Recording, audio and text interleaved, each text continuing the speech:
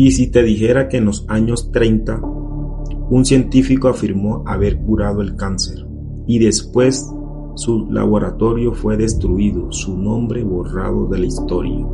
Royal Raymond Rice no era un médico común, era un inventor obsesionado con lo invisible.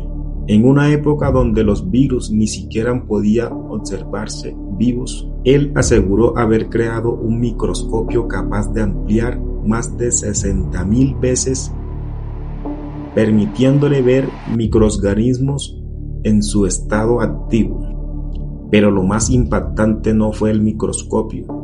Rice afirmaba que cada virus, cada bacteria, incluso cada célula cancerosa tenía frecuencias electromagnéticas específicas, y que si encontrabas la frecuencia exacta podías destruir la enfermedad sin dañar el tejido sano, como romper una copa de cristal con el tono correcto. Desarrolló lo que llamó máquina Rice, un dispositivo que emitía frecuencia dirigida al cuerpo. En 1934, según sus propios informes, trató a 16 pacientes con cáncer en una clínica experimental y afirmó que todos se recuperaron. Si eso era cierto, ¿habría cambiado la medicina para siempre? Y aquí es donde se pone interesante. La Asociación Médica Estadounidense presentó acciones legales contra él. Sus laboratorios fueron allanados, documentos desaparecieron, equipos destruidos. Su trabajo fue desacreditado públicamente. La comunidad científica lo calificó de fraude. Ray pasó de ser un pionero a convertirse en un marginado. Murió en 1971, pobre y prácticamente olvidado, pero su máquina nunca desapareció del todo. Con el tiempo se convirtió en el símbolo de la medicina alternativa y en la bandera de quienes creen que existen tratamientos que nunca llegan al público. Los críticos dicen que nunca hubo evidencias sólidas, que sus resultados no pudieron replicarse, que era pseudociencia. Sus seguidores dicen que fue silenciado porque una cura simple y no patentable no era rentable. Entonces la pregunta incómoda es inevitable. Si alguien realmente descubriera una forma de curar enfermedades usando solo la frecuencia, ¿el sistema médico actual lo celebraría o lo enterraría? Esto es la historia y sus misterios. A finales de los años 80, un ingeniero eléctrico llamado Foy Spark Swish, que había trabajado para General Electric, presentó un dispositivo conocido como BTA. Según sus afirmaciones, utilizaba imanes de ferrita de varios modificados mediante pulsos de alta frecuencia. Cuando esto entraba en resonancia, el dispositivo presuntamente no generaba energía por sí mismo, sino que actuaba como una especie de puerta para aprovechar la energía del espacio que lo rodea, algo que algunos relacionan con la llamada energía punto cero. Pero lo más extraño venía después. Cuanta más energía entraba en el dispositivo, más descendía su temperatura hasta llegar a cubrirse de hielo, y algunos testigos aseguraron que incluso perdía peso mientras estaba funcionando. Swiss permitió que otras personas examinaran su invento.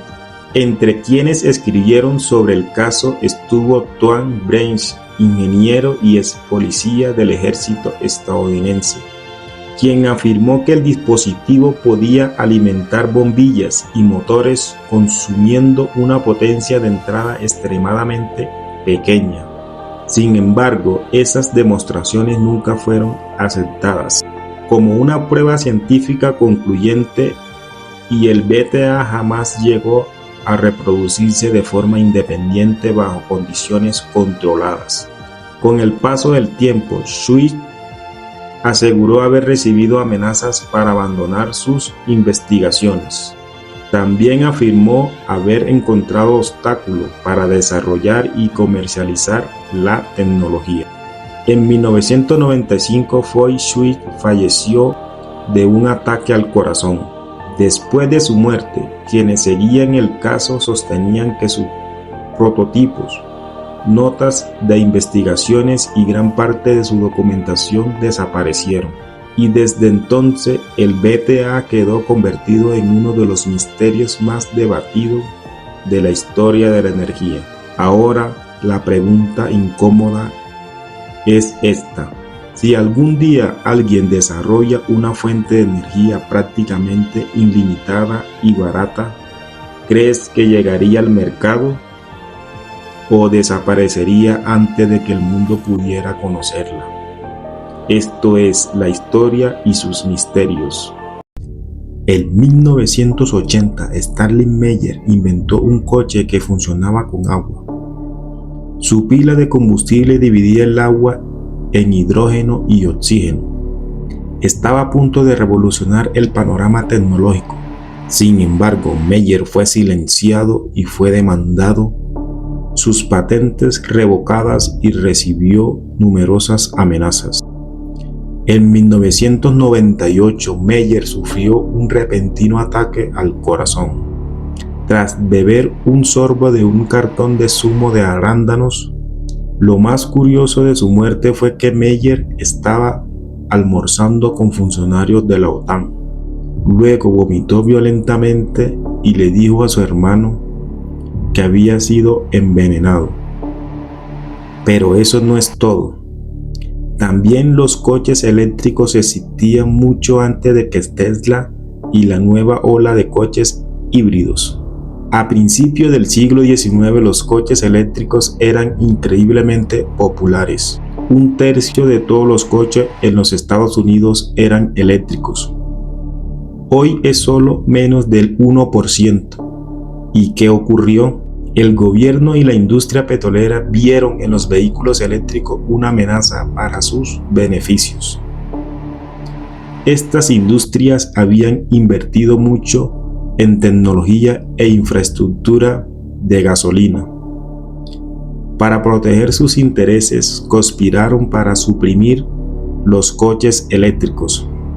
Utilizaron sus influencias para introducir leyes y reglamentos que favorecieran a los vehículos de gasolina. Esto es historia y sus misterios. Existió indicio que Nicolás Tesla estaba a punto de cambiar nuestro mundo para siempre. A principios del siglo XX, Tesla desarrolló una tecnología conocida como la Torre Waldenfels. Era mucho más que una simple torre de transmisión. Tesla la diseñó con la idea de transmitir electricidad de forma inalámbrica, aprovechando las propiedades eléctricas de la Tierra. Se dice que logró alimentar su hogar y algunos dispositivos sin utilizar un solo cable. Pero aquí es donde la historia toma un giro más oscuro. Según este relato, su invento amenazaba los intereses de quienes controlaban el mercado de la energía. J.P. Morgan, quien inicialmente financió el proyecto y habría retirado su apoyo al darse cuenta de que la energía gratuita no podía medirse ni modificarse. No solo se ven desde el aire, las hicieron en la Tierra hace más de 2000 años. Más de 800 líneas perfectas trazadas sin altimetría y sin drones. ¿Y si no las hicieron para ser vistas desde la Tierra? La pregunta que nadie responde es: ¿quién miraba desde arriba? Según diversas tradiciones esotéricas, estos jeroglíficos no son solo marcas geográficas, sino un legado técnico y espiritual de antiguas civilizaciones avanzadas. Para esta sabiduría, las líneas fueron trazadas mediante una ciencia sagrada que conectaba la energía terrestre con una conciencia superior, funcionando como un mapa de poder diseñado no para los ojos humanos, sino para ser comprendidos por aquellos que poseen la llave de la memoria ancestral. Y si la historia de nuestro planeta fuera muy distinta a lo que nos enseñaron, Los expertos dicen que esto es el resultado del paso de un gigantesco flujo de hielo al sur de Washington. Ahora resulta que además de volcanes también hubo ríos de hielos capaces de esculpir paisajes enteros. ¿De verdad nunca te has detenido a cuestionarlo? Tal vez fue fácil aceptarlo al principio. Después de todo, ¿cómo podría una hormiga saber qué es lo que tiene debajo? Y así a nosotros nos ocurre exactamente lo mismo. Y si nuestra perspectiva no nos permite ver la verdadera escala del mundo en el que vivimos, sabes que numerosos textos antiguos hablan de la destrucción de árboles gigantescos que existieron en un pasado remoto. Sin embargo, la narrativa oficial tiene otra perspectiva. Nos enseñaron que todo tiene una respuesta definitiva: volcanes, basaltos, erosión, glaciales, y que cualquier otra interpretación debe descartarse si quieres investigarla. Todos recibimos la misma educación, aprendimos la misma historia y repetimos las mismas explicaciones, pero la historia ha cambiado mucho. ¿Ves cuando aparecen nuevas evidencias? No se trata de creer cualquier teoría, se trata de observar, comparar y atreverse a hacer preguntas. ¿Por qué un prisionero que no pudo ver su jaula jamás sabrá que está encerrado? Y ahora la pregunta está: si realmente no hubiera nada que ocultar, ¿por qué tantas personas siguen encontrando patrones que parecen desafiar la versión oficial de la historia? La historia que nos han enseñado es una mentira. De dónde venimos es una mentira. Y si te dijera que en todo el mundo existió una civilización que ya no es parte de la historia, han sido borrados del mapa. Dejaron estos edificios que la población moderna heredó y ahora ocupamos. Ellos son los verdaderos creadores de estos edificios. Era la masonería libre. Han manipulado y distorsionado y borrado la historia. Este mundo es mucho más grande y grandioso de lo que nos han dicho. Y a lo largo de muchos años se ha cubierto y ocultado cosas, todo para mantener el control sobre nosotros. Porque si la gente supiera la verdad sobre la historia real, cambiaría todo. No quieren que sepas del gran reinicio.